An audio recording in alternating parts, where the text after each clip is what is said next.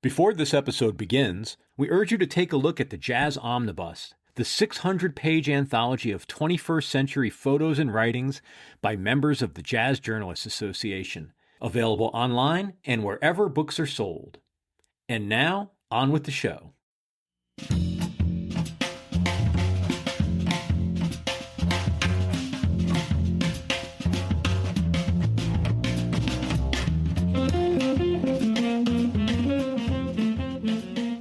Welcome to The Buzz, the podcast of the Jazz Journalists Association, where we discuss news and views from those in the jazz media, writers, broadcasters, photographers, videographers, and other professionals documenting the entire ecosystem of jazz. I'm Rick Mitchell, broadcaster, print journalist, and JJA board member, and today we are talking with JJA member Bill Milkowski on the subject of music criticism, then and now. Bill Milkowski is a longtime contributor to Downbeat, Jazz Is, Guitar Player, and Absolute Sound magazines. Since moving to New York City from his hometown of Milwaukee in 1980, he has written over 1,000 sets of liner notes and over 7,000 articles for various magazines. He is also the author of 8 books, including Jaco, The Extraordinary and Tragic Life of Jaco Pastorius, and Ode to a Tenor Titan, The Life and Times in Music of Michael Brecker. In 2004, he was awarded the Helen Oakley Dance Robert Palmer Award for Excellence in Newspaper, Magazine, Online Feature, or Review Writing by the Jazz Journalists Association, and he received the JJA's Lifetime Achievement Award in 2011. He is also the recipient of the 2015 Bruce Lundvall Award presented by the Montreal Jazz Festival. Thanks for joining us, Bill. Thank you, Rick. So let's start with an obvious question. What made you want to be a music critic, and more specifically, a jazz critic? That is something that was kind of thrust upon me at the time, back in 1976. I had an internship at the Milwaukee Journal, the daily newspaper in town. And as part of that, I was getting a taste of all the aspects of working on a newspaper. I did 1 week on the police beat, 1 week with courts, 1 week on the copy editing desk. All of it. So I was a journalism student, not knowing what I was going to be going into. I had an interest in music from my own personal background of music listening, and a brother who was 4 years older who was feeding me a lot of stuff early on. But that summer in 76, the guy who had the gig as the reviewer on the daily newspaper got in trouble, got arrested, went to jail. They turned to me and said, "You want to do this?" And I said, "No, okay." So at that point, I started reviewing everything that they had in the feature department, from reviews of Tammy Wynette and Kiss, Chuck Mangione, Blue Oyster Cult, Chet Atkins, anything, the circus, Up With People. So I was getting my chops together in terms of reviewing and feature writing sort of on a fluke, because this guy was removed who had the gig, solidly had the gig. He was also a pal of mine. I did a lot of jamming with him back then. He was a great blues harmonica player, and we had a little trio that we did some gigs occasionally, but he went to jail and the position opened up and I took it and sort of kept on going with it from there and moved to New York in 1980. And here I am still doing it. Congratulations. You've had a very long and distinguished career. I want to ask you, though, do you think, given the huge changes first off, in the print media, and also changes in music and online, et cetera, do young people today have the same motivation that you did to get into writing about music? Wow. Well, there's so many more outlets available. There's so much more music, so many more recordings, bands forming. It's indeed a different era. And I continued with this because I was excited, constantly surprised and exhilarated by new music I would encounter. And I'm sure young people using that as their imperative for going into our career are pursuing a sense of advocacy in journalism, stuff that they're turned on to, that they like, that they want to spread the word on. That's essentially where I was coming from. I think that was true of Howard Mandel as well. I remember, I think the first time I heard that term, advocacy journalism, was from Howard way back when. And I agree with that. It's basically you want to pull people's coats to something you think is hip or new or exciting. And I've been doing that along the way. And I continue to be excited by things at this ripe old age of what I am now, 69, I just turned. But I'm still excited by new things. And I think young people, regardless of what the financial rewards are, they might continue to do that out of sheer curiosity and excitement for the music that turns them on. When I started writing for the afternoon daily paper in Portland, Oregon in the late 1970s, cut and paste literally meant cut and paste. Then later, when I was doing overnight reviews for the Houston Chronicle, we had these cheap laptops that worked about half the time. And it was fairly common for me to have to dictate my review into the phone while somebody transcribed it into the keyboard. How has the changes in technology affected the way you work? Hugely, remarkably, miraculously. I remember back in the day when I had moved to New York, I actually got a job that brought me to New York. I was the managing editor of a weekly publication on Long Island called Good Times. And that went for about 2.5 years. So by 1983, I quit and just cut myself off from that. That was the last time I worked in an office, by the way. And ever since I've been working at home, freelancing. But when I started freelancing, I was literally typing on a manual typewriter. A Selectric came along later, but I was using whiteout, typing on with paper on a manual typewriter, putting my finished stories in an envelope. I lived in Queens at the time, Jamaica, Queens, driving into Manhattan to deliver my manuscript to FedEx. So it was overnighted to get to Downbeat on time for the deadline. You know, sometimes driving manically over an icy Williamsburg Bridge or whatever just to meet that deadline, stand in line at FedEx and deliver my package and check in the next day to see if it arrived okay.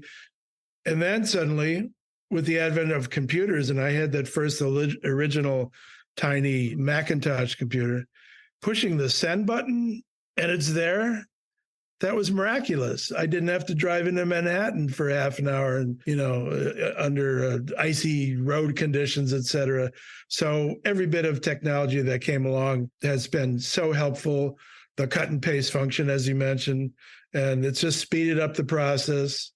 In some ways, the answer for me to maintaining a freelance career has not been getting paid more, because that's not really been happening, but writing faster. You want more money, write faster. So the computer has absolutely helped that to the point where I'm maybe kicking out 4 or 5 stories a week, which I wouldn't have been able to do on a manual typewriter using whiteout and mailing in my stories at FedEx. So yeah, it's been really miraculous to see all these innovations in technology. I spent most of my career as a daily paper guy, but I also did quite a bit of freelancing, sometimes in between daily paper gigs and sometimes over and beyond that. And it was always pressure. You're trying to finish one assignment on deadline while you're pitching 2 or 3 more at the same time. You've been doing that for decades. Has it gotten harder? I know you write faster, but given the fact that many daily papers, I don't know about most, no longer have music critics, staff or freelance, writing reviews, and magazines are dying, has it become harder for you to sustain this career?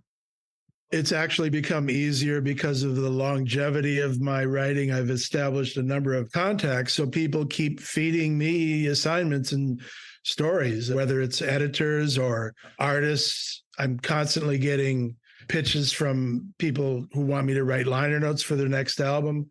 In the 80s, I was literally having to scrap to get a gig, and I hardly even pitch things anymore. The stories are coming to me. Pretty much. It's an unusual situation. I wouldn't compare it to, starting in the freelance business now, I have no idea how young people would do it. One of the keys of that is that the rents are impossible. You have to make so much money just to survive. When I moved to New York in 1980, my rent was $450 a month. So I didn't have to write all that much to pay my rent. And now if it's less than $1,600 a month, I'd be surprised. Yeah, my situation is unusual in that I keep getting fed assignments both in the States, and I got an email just the other day from a guy I've known for a long time who's got a new album. He lives in France, and he's like, oh, can you do my liner notes? And I've also made contacts over time beyond the States, writing for publications in Italy and Germany and Japan. This has all helped sustain me, augmenting whatever work I get in the States. Like I say, liner notes has been a significant and ongoing source of income, as well as record company bios or artist bios. If I had to rely solely on magazines in the States, I don't know if I would have made it this far. You've also written 8 books. From my experience, I've written 3. Writing books is hard. What keeps you going with that? Are you paid sufficiently for your hard work of putting all that time in? The Brecker book probably took a couple of years, right? Yeah, I did all the interviewing for that in 2019, pre-pandemic. So I had moved to West Hartford, Connecticut, where I currently live. And I was doing these trips back to Manhattan, 2 hours on the bus, like $15 each way, pretty cheap. My sister still lives in Inwood, Upper Manhattan, so I would crash with her and spend a few days and make the rounds interviewing people at their homes, or in some cases going to, like Jeff Tain Watts, going to Pennsylvania, or Adam Nussbaum, who lived up in Westchester. So that was a full year of interviewing, and then the next year of writing, and then getting it together with the publisher in terms of the final draft and permissions on photos and all this other stuff that I wasn't expecting to do. But yeah, the whole process took about 2 years on that. And in terms of financially rewarding, hardly, which is why I continued freelancing. And while I was writing that book, I was kicking out stories for Downbeat and Jazz Is, Absolute Sound, Guitar Player. I have a monthly column that's been going on for like 30 years with a German magazine called Jazz Thing, doing that every month. And I had never got a book deal where they paid me enough upfront money to focus solely on that at the expense of freelance work. I've always been freelancing. I know of some people who have done, like I knew this guy who did a book on U2, and he got like, I think $250,000 advance. And it's like, I'm sure he took off that year or more to do that book. Strictly focused on that. But given the somewhat meager advances that I got on these books, the Jaco book, the Pat Martino book, the Brecker book, I did a Keith Richards book. I mean, it didn't allow me to really focus solely on that. So I was always continually freelancing, whether it was liner notes, bios, or feature stories and record reviews, that sort of thing. One other change that has taken place is the evolution of social media. I remember when Amazon first started, for a year, they attempted to do thumbnail album reviews of seemingly every album that was ever released. I made a fair share of money by doing those. Also, everybody else can add their opinion on there too. A lot of times, you'll get somebody going, OMG, this is awesome. This is the best thing I've ever heard. Or you get a review that is so positive that you can't help but suspect that somebody was paid for that, or it's their brother who wrote it. Do informed, independent opinions still make a difference as far as you're concerned in the overall discussion of our art form, particularly with jazz, I guess? Yeah, I'm interested in reading them. I'm not necessarily agreeing with them. The great curmudgeon John McDonough is famous for his 2-star reviews, some of which I agree with and some of which I don't agree with. But I admire his opinion and his sense of humor that often comes through his writing. Definitely for those people who are curious about this music, they want to seek out informed opinion on it. I had mentioned to you before some Yelp restaurant reviews were later found to be written by people who were hired by the restaurants. That sort of thing is dubious. And I don't know to what degree that happens in the Amazon reviews you were talking about. But, I think Downbeat is still a very reliable, there's quite a legacy there. And I respect the voices that I've read over time in that magazine. Sadly, the whole thing with Jazz Times is a fiasco because that publication, which I began writing for in the early 80s when it was still newsprint, my first piece for them was on Bob Moses. as when it was newsprint folded over. Man, that's cultivated some important voices over time. And to see that it's been annihilated, I mean, there is no archive of that magazine online anymore that anyone can have access to that I'm aware of. That's a travesty. I certainly admire the voices that I read in Downbeat and a few others abroad. But yeah, I think it's important to keep those publications going and letting those voices be heard. When you're writing a review, who do you see as your audience? Who are we writing for? I mean, it seems like on the one hand, informed jazz critics are in kind of a dialogue with musicians and producers and record labels. But what about the quote unquote lay reader? While Downbeat may be an important exception, it seems fairly rare these days that you read a negative review. Nothing gets lower than 3 stars. Remember the Downbeat controversy with Weather Report when they got 1 star, and which I didn't necessarily agree with, but that just doesn't seem to really happen anymore. What do you think? Like I say, I still see 2-star in the hot box and Downbeat. John McDonough going 2 stars on this whatever smooth jazz album or something. I think editors are assigning reviews to writers who they think will enjoy this record. They're not setting it up for failure. They're not necessarily giving some cat who's into bebop, giving him a smooth jazz record to review. I don't know. That would be an interesting question to submit to some editors. Howard? So I didn't hear that question. What was it? JJA president. Hi, Howard. Hi, Rick. Hi, Bill. Sounds like you've been having a lively discussion.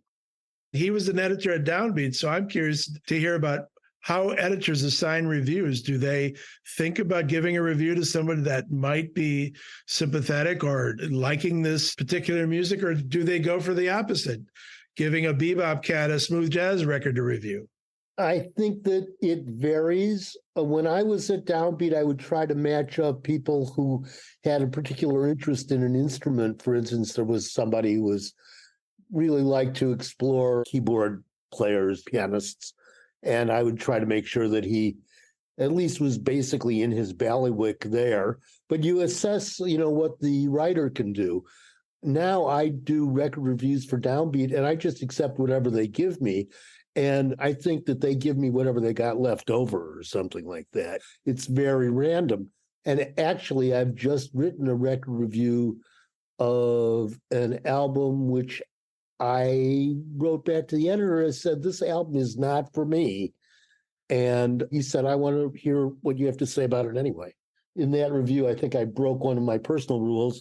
I wrote more about my response than really getting deep into the music and giving it the generosity it probably deserved, because it was a skilled record. It was a jazz adaptations of Bach. And as I said in this review, I don't go to Bach for jazz, and I don't know why anybody would. 2 stars, 2.5? I gave it 3. I said, it's a good record. It's not for me. There's a whole generation of rock critics that wrote based on the influence of Lester Bangs, where it was your personal response that mattered, not so much whether the music was good or not. But am I remembering it wrong? But weren't you the Downbeat editor who published the 1-star review of Weather Report? I think it was a 2-star review, but yes, I was. And I went back to the reviewer and we talked about it. I think it was David Less was the reviewer, and he's still around. He's a JJA member, I think. He said, this is how I feel strongly about this. And it was Mr. Gone was Right. the album. Right. And I haven't gone back to listen to Mr. Gone for many, many years now. So I don't know how it holds up in the Weather Report repertoire. We went to talk, though, to Joe Zawinul, because Weather Report came to town when that had just come out, the 2-star review. Right. Larry Birnbaum, who was also a Downbeat reviewer, and I went to see the band, and then we talked to them in the green room, and Joe Zawinul says, Joe Zawinul does not make 2-star records. This is a 5-star record. Yeah. What are you talking about? Yeah. I think it's valuable. The current Downbeat editor, Mike West, also a JJ member, says that he is looking to have more candor in the reviews. He doesn't want it to be namby-pamby. He does not want everything to just automatically be a 3-star or a 4-star. But what issues are we dealing with when we make these judgments? Like I say, I crossed the taboo. I usually would not talk about my personal machine. I don't care who's playing Bach jazz. It's like, really, I like jazz. I don't like Bach for that, It's beside the point. If you want to listen to Bach, listen to Bach, I think we got time for one or two more questions. Bill, you mentioned liner notes earlier. Are those still relevant in the age of downloads? I still prefer to have vinyl or CD, but I download a fair share of stuff and then burn it onto CD so I can listen in the car. I don't have liner notes. Record labels are still willing to pay writers to do that. I'm writing liner notes all the time, at least one a week, really. Great for me. I don't really know. So you never see liner notes at all? No, I see them on CDs and vinyl. I don't see them on the downloads from iTunes. I'm speaking from a boastful point of view. I think liner notes can be very insightful, and for the listener, revealing things beyond the obvious, either in conversation with the artist or some insightful commentary about the connectedness of things, that this track might relate to something else in that artist's career or a homage to somebody else. And pointing these things out is interesting to me. I'm not sure to what degree readers care about that, but I'm mindful of providing that when I write liner notes. If I hear somebody quoting something or referring back to this record that Miles did 50 years ago, I'm going to bring it up and try to make the connections here, connect the dots for the reader. Howard, you want to jump in? Yeah, I wanted to let you know that All About Jazz is trying to be a repository for all liner notes. They're asking we writers who have the copyrights, usually for our own liner notes, to post there. And I posted like 25, 30 liner notes there from my catalog. I'll keep doing that as soon as I find more. AllAboutJazz.com. One final question. We're the geezers of journalism at this point. We started out as young guys, sometimes being criticized by the generations before us who thought anything with an electric bass was a sellout. We grew up listening to Jimi Hendrix. But what advice would you give a young person that was interested in writing about music, either for a career or at least for a serious hobby, and inescapably also wants to get paid? What advice could you offer? I would advise them to check out the history and see how this all relates, how it all hooks up. Jazz was not invented by Mark Turner. A lot of Berkeley students might not understand that, but check out Coleman Hawkins and see how it relates to this. And I would say do a deep dive into the history of jazz and make it connected to what is happening now, because it is a continuum. And that's important to understand. Howard, what do you think? Be a good writer. Have something to say that people want to read. Figure out how to give it to them in a way they want to read it. Yeah, you've got to know the music. I mean, you've got to have something that you have to say that's valuable. But I think you've got to be a reader and a writer first off. Journalistic experience helps a lot too. The who, what, where, when, why, the sense of how long a piece should be, a narrative arc, understanding the people you're interviewing as how to translate them to the page. All that stuff is good. You get that out of reading a lot, I think. And keeping open-minded and being a curious person. We've been talking with Bill Milkowski and Howard Mandel about music criticism, specifically jazz criticism, then and now. Thank you for listening to The Buzz, a podcast produced by the Jazz Journalists Association. Thank you, Howard. Thank you, Bill. We release new episodes monthly on all the major platforms. To learn more about us, go to jjanews.org. This episode was edited by Wiz Petta. The John Michaels composition Big Vic is our theme music. I'm Rick Mitchell. Peace.